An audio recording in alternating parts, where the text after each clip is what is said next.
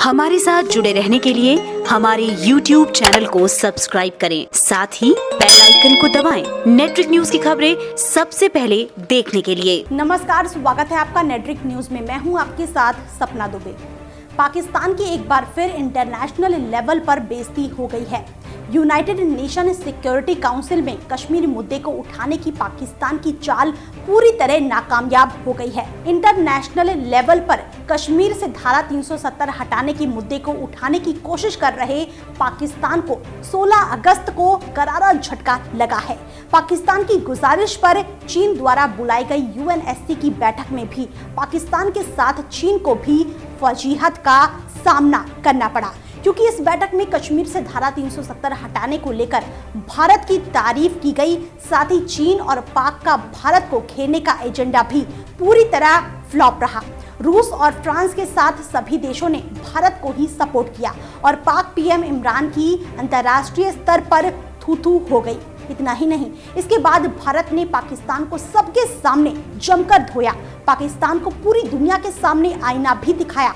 पाकिस्तान हमेशा ही हर बैठक में आतंकियों को पालने को लेकर अपनी किरकिरी कराता ही आया है और इस बार भी भारत ने पाक को आतंक को अपने घर में पनपने को लेकर जमकर लताड़ा।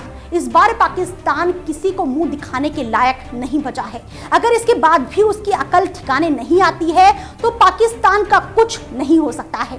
दरअसल चीन के कहने पर यूनाइटेड नेशन सिक्योरिटी काउंसिल ने एक बंद कमरे में बैठक बुलाई थी। इससे पहले ऐसा कभी नहीं हुआ है, लेकिन इस बार न्यूयॉर्क में यूएन के हेडक्वार्टर में बंद कमरे के अंदर कश्मीर पर अनऑफिशियल बैठक बुलाई थी। इस बैठक में चीन और पाक ने काफी जोर लगाया था कि कश्मीर मुद्दे पर यूएन दखल दे, लेकिन पाक और चीन की ये साजिश पूरी तरह नाकाम साबित हो गई और जो इस बंद कमरे में हुआ उसने तो पाकिस्तान सरकार को सपने से बाहर निकाल दिया है।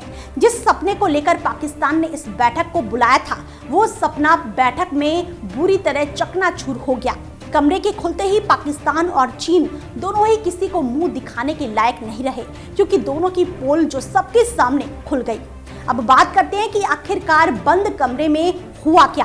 तो आपको बता दें कि बंद कमरे में पाकिस्तान ने भारत सरकार के कश्मीर से धारा 370 हटाने का विरोध किया, जिस पर भारत ने उसे मुंह तोड़ जवाब देते हुए कहा कि कश्मीर भारत का हिस्सा है और इस मुद्दे से किसी भी दूसरे देश का कोई लेना देना नहीं है।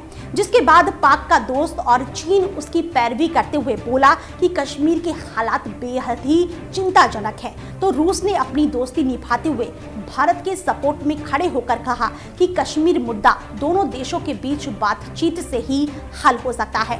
रूस के बाद फ्रांस ने भी भारत का ही साथ दिया और ऐसे धीरे धीरे कर सभी देशों ने भारत का ही साथ दिया, जिसे देखकर पाकिस्तान पूरी तरह पानी पानी हो गया है।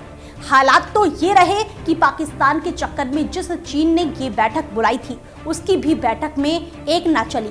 यूएन में ऑफिशियली कश्मीर मुद्दे को उठाने के लिए पाकिस्तान को 9 देशों का समर्थन चाहिए था, लेकिन बेचारा पाकिस्तान तो उससे कोसों दूर ही नजर आया। पाकिस्तान को चीन के अलावा अमेरिका से थोड़ी बहुत उम्मीद थी, लेकिन अमेरिका ने भी पाकिस्तान को ठेंगा ही दिखाया।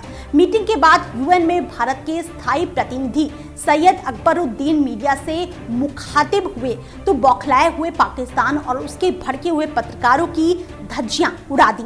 बड़े ही बेबाक अंदाज में अकबरुद्दीन ने सबसे पहले सवालों की शुरुआत ही पाकिस्तान मीडिया से की, जिसके बाद अकबरुद्दीन ने सबसे पहले कश्मीर से धारा 370 को हटाने को भारत का आंतरिक मसला बताया।